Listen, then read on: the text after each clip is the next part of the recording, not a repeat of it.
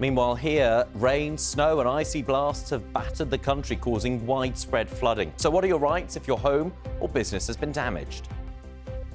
Remembrance tattoos. We hear how getting a permanent reminder of a loved one is helping some people through bereavement. It's a popular game, often played at Christmas. You might have played over the last couple of weeks. It can result in family time getting pretty feisty. In my house, we are talking, of course, about the word game Scrabble. I bet it does in your house. Is it really competitive? Terrible, Yes. terrible. For the first time in 5 years, 100 players from across the UK and abroad are taking part in the UK Open Scrabble Championships. Competitors range from 11 to 90 years old, and more than 2,000 games are expected to unfold during the week-long tournament, which is being held in Reading. They look like they're having a real fun, don't they? Oh, dear. Nobody's smiling. They're Is that really like the K concentrating. household? Yeah, it is a bit, absolutely.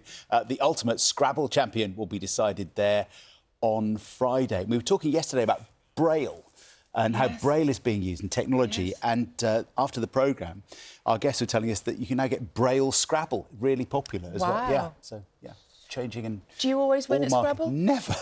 Really? No. That surprises me. The mastermind champion not winning at Scrabble. You can bring that up again. I've mentioned it again. Let's have a look at the Wednesday morning papers, shall we? And start with the Telegraph. They're saying that an SAS unit has been accused of committing war crimes in Afghanistan by a whistleblower. The paper saying that the soldiers told a public inquiry that members of an allegedly rogue unit followed a deliberate policy of executing Afghan civilians, including children. The Times says patients in some areas have been warned of 2-day waits in A&E and that senior doctors have expressed concern about what they say is unsafe and unacceptable care. The paper quotes the Health Secretary, Wes Streeting, saying that he is ashamed of the situation. The Daily Express today says the UK is bracing itself for its coldest night in 4 years. As Carol's been telling us just in the last few minutes, temperatures could fall as low as -20 on higher ground, but not that much milder, even at lower points. It adds that the brutal chill has sparked fears for the health of the vulnerable. If you are a coffee drinker, it could be good for your health, according to The Guardian. Hey. John Kay. The paper says the first major study into the benefits of the drink have shown that morning coffee drinkers are 31% less likely to die from heart disease than those who go without. I mean, that's great news, but it's only a matter of time before there's another survey that says... that maybe 6 pints of coffee in the morning isn't the right thing. Maybe just go... That was my New Year's resolution, to try Less and coffee. dial it down a bit, but hasn't really worked. The big freeze gets even colder, with temperatures set to drop to -20 in parts of the UK. We'll look at the preparations and the impact on the NHS. The body of one of the British hikers missing in the Italian Dolomites has been found. Aziz Ziriat and Samuel Harris hadn't been heard from since New Year's Day, when they set off on a hike. Why scientists think a big glass of milk a day could keep cancer at bay. On BBC London, stabbed to death on a London bus, the mother of 14-year-old Killian Bokassa says her son was groomed by gangs. And for more information, there are more details on those new travel requirements on our website, itv.com/news. You are indeed watching the ITV Evening News. It's a little bit after 7 o'clock, and here's what's still ahead. What's being done to help parents of school children with crippling living costs? A new golf league tees off without a buggy in sight. Where would you rather play? If you could go and play somewhere indoors, that would be amazing. Sounds a bit wimpy to me. It's much nicer getting out in the fresh air. Yeah.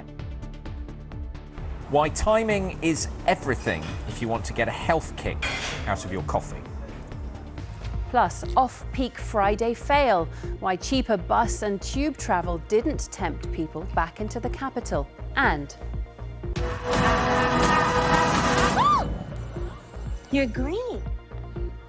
The Wicked Wig, with a very special backstory involving a family of former Congolese refugees now living in North London. The Met Police is being investigated over its handling of allegations against former Harrods boss Mohammed Al Fayed. The IOPC, the police watchdog, has announced it's looking into 2 complaints that have been made. Kath Patter is at New Scotland Yard for us this evening. Kath, what are the details? Well, Lucrezia, we know that more than 100 alleged victims have contacted the police about sexual abuse by Al Fayed. This investigation pertains to 2 of these complaints, and they'll be examining whether there were any missed opportunities by the police or any failures by the Met. Now, why is this happening now? Well, in 2008, which is when those complaints were made, investigators sent files to the Crown Prosecution Service for a charging decision. The CPS was then asked on 3 occasions for something known as early investigative advice. However, this matter was not pursued further by the police.